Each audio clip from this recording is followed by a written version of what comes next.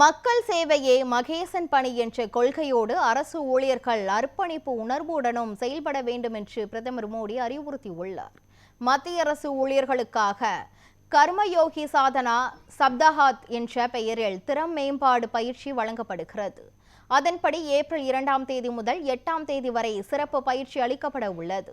இதன் தொடக்க விழாவில் காணொலி வாயிலாக பேசிய பிரதமர் மோடி, மத்திய அரசு துறைகளில் பணியாற்றும் ஒவ்வொரு ஊழியரும் கர்மயோகியாக செயல்பட வேண்டும் என்று அறிவுறுத்தினார். அனைத்து அரசு ஊழியர்களும் தொழில்நுட்பத்தை முழுமையாக பயன்படுத்த வேண்டும் என்றும், அதிலும் குறிப்பாக செயற்கை நுண்ணறிவு தொழில்நுட்பத்தில் நிபுணத்துவம் பெற வேண்டும் எனவும் பிரதமர் மோடி தெரிவித்தார்.